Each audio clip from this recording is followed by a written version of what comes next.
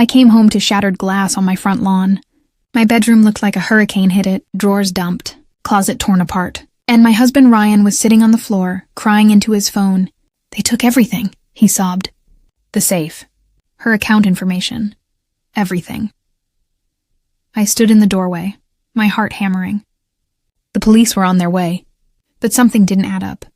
We didn't keep account information in a safe. I'd never written down my passwords. And the one thing burglars always take, our TV, our laptops, my jewelry on the dresser, all of it was still there. Ryan looked up at me, his face red and blotchy. "Babe, I'm so sorry. I should have been here." He reached for my hand. I let him take it. But I didn't say what I was thinking. How would a burglar know I even had a separate savings account? I didn't say a word. I just waited for the officer to arrive. Because Ryan didn't know one thing. I had cameras, everywhere. Where are you watching from, and what time is it there? Hit that subscribe button. You're going to want to see how this plays out. Let me back up. I grew up watching my mom lose everything in a divorce. No savings, no proof, no way out. She'd trusted my dad with all the accounts. When he left, she couldn't even prove what she'd contributed. I was 11. I watched her cry at the kitchen table, sorting bills she couldn't pay. I promised myself that would never be me. So when I got my first real job at 19, I opened my own account. Separate. Private. I worked 2 jobs for 8 years. Every spare dollar went into that account. No one touched it. No one even knew the balance except me. When I met Ryan, he seemed different. Supportive. He had his own career, his own money. We got married 3 years ago. I kept my account. He never asked about it. Until last year. "Babe, what's in your rainy day fund?" I laughed it off. "Enough for a rainy decade," he smiled. But something flickered behind his eyes. Then our neighborhood had a break-in 2 houses down. I used it as an excuse to upgrade our security. Cameras outside, cameras inside, motion sensors. The works. Ryan thought I was paranoid. "Nobody's breaking in here," he said. I just shrugged. Better safe than sorry. The system uploaded everything to the cloud. Real time. I could check it from my phone, my laptop, anywhere. I saved everything. Receipts, statements, recordings. Old habit. I should have seen the signs, but I was about to get a masterclass in why that habit would save my life. 3 weeks before the robbery, Ryan came to me with a request. We were having dinner. He set down his fork and looked at me. "I've been thinking," he said. "What if something happens to you? Can't even access your savings account." I took a sip of water. "You have your own accounts. I have mine. We have the joint account for bills. I know, but what if there's an emergency? What if you're in the hospital and I need to pay for something? Then you use the joint account. Or your account." His jaw tightened. "Babe, I'm just asking to be added. For emergencies." I put my glass down. "Ryan, this one's mine. It's not a trust issue. It's just something I need to keep separate." He stared at me. Then he nodded. "Okay." But it wasn't okay. He stopped kissing me goodnight. Stopped asking about my day. He'd come home late, skip dinner, lock himself in the office. I asked him what was wrong. "Nothing," he said. "Just work stress." Then came the night of the robbery. I was out with a friend. I got home at 10:15. The front window was smashed. Glass everywhere. Ryan was on the phone with 911, pacing, his voice shaking. My wife's account information was in a notebook. They took it. They took everything. I froze. I'd never written down my account information. Not once. The officer arrived 20 minutes later. He asked me, "Ma'am, do you have any proof of what was taken?" I looked at Ryan. His face was pale, earnest. "I'll get you a list," I said. The next morning, I got an email from my bank. Subject line, "Unusual activity detected." I opened it. My stomach dropped. $43,000. Transferred out at 9:52 the night before. Authorized from my IP address. My login credentials. I called the bank. The rep was polite but firm. "Ma'am, the transfer was initiated from your home network using your username and password. Do you believe your account was compromised?" "Yes," I said. "I didn't authorize this. We'll open a fraud investigation. In the meantime, we flagged the transaction." I hung up. Ryan was in the kitchen making coffee. He turned when he saw my face. "What's wrong?" I showed him the email. He read it. His eyes went wide. "Oh my God, they didn't just get your account number. They hacked you." He pulled me into a hug. I stood there stiff. "Babe, this is serious." We need to freeze everything. File reports. I'll help you. He sounded so calm now. So controlled, like he'd already planned the next 10 steps. The police came by again that afternoon. They said it looked like an inside job or an online scam. No sign of forced entry at the back door. Just the broken window. Ryan's story held up. The neighbors heard nothing. I felt the walls closing in. But I still hadn't checked the cameras. I wanted to be sure before I made my move. I told the officer I needed 24 hours to gather documents. He agreed. The clock started. That night, I locked myself in the guest room. I opened my laptop and logged into the cloud storage for the security system. I pulled up the exterior camera feed. 6 p.m. to midnight. I scrolled through.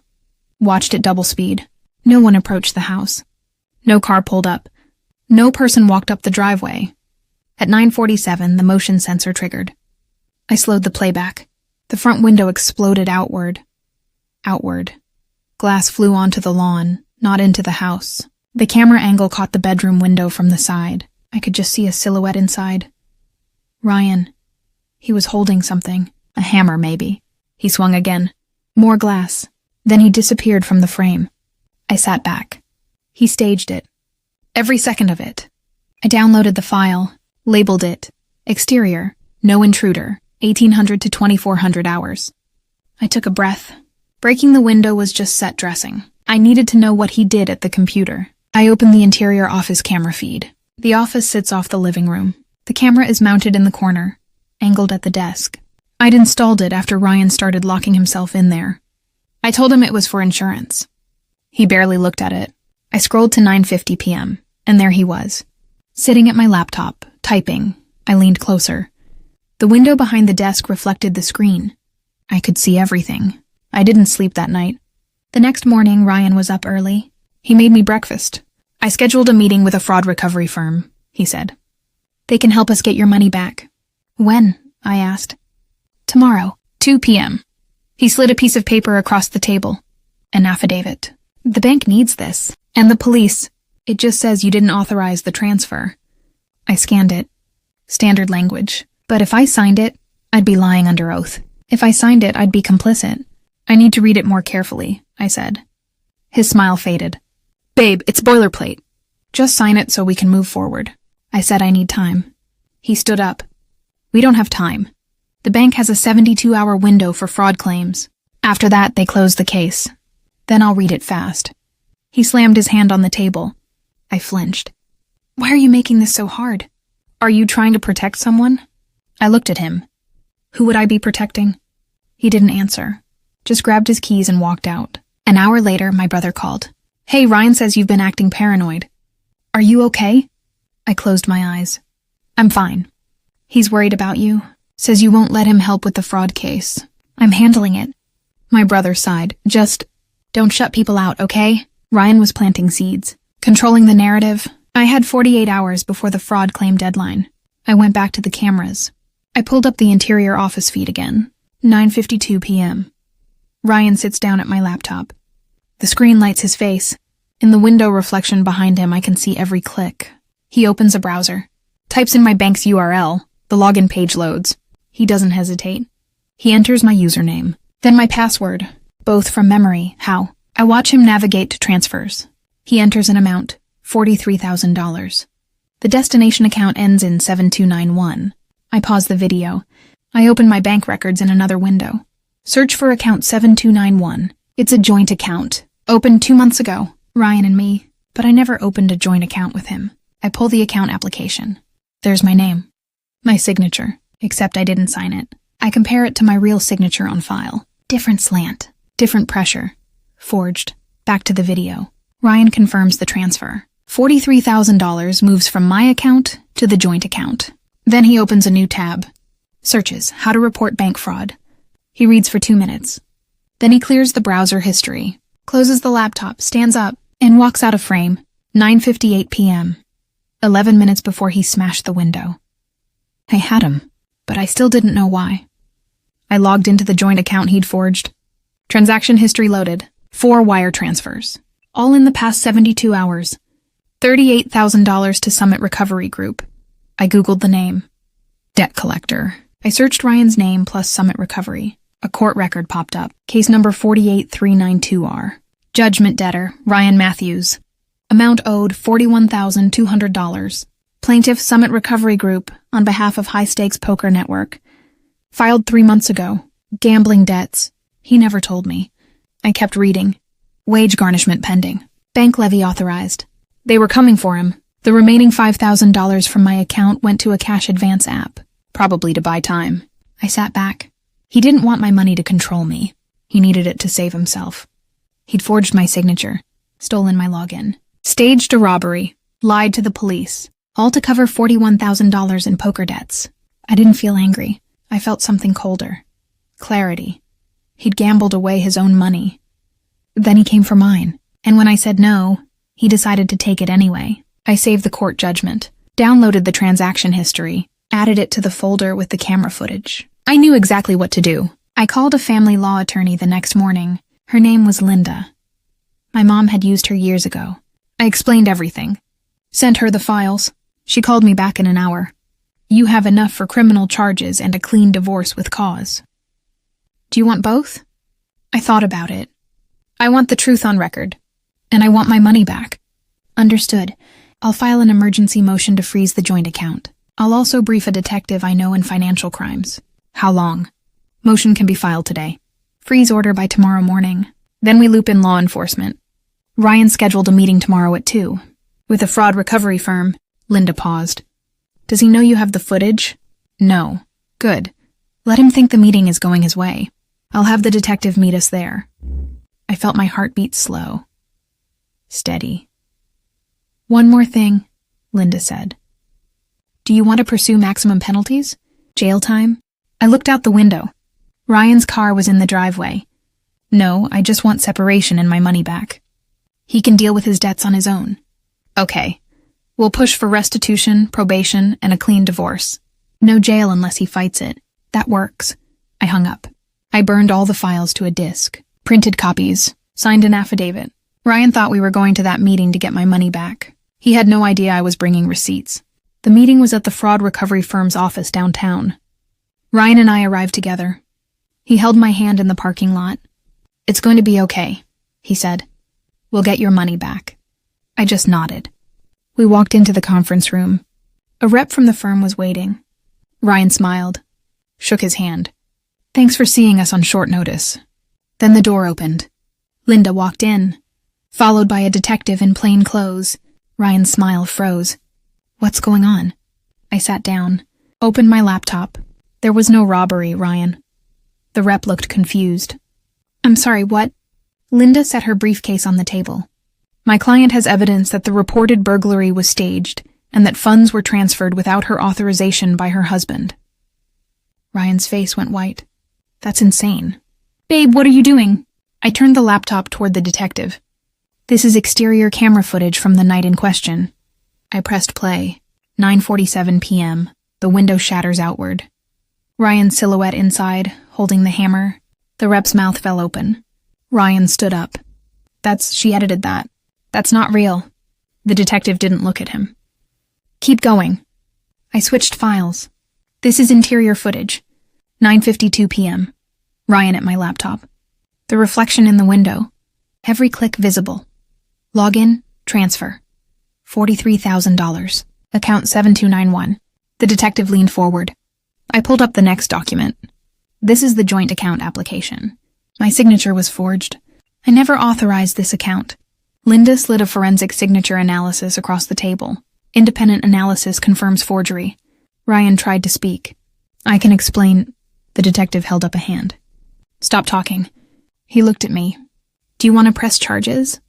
I nodded. He stood. Pulled out handcuffs. Ryan Matthews, you're under arrest for identity theft, forgery, and filing a false police report. Ryan's face crumpled. Babe, please. I was going to pay you back. I just needed time. You have the right to remain silent, the detective said. I suggest you use it. Linda handed Ryan a manila envelope. Divorce papers.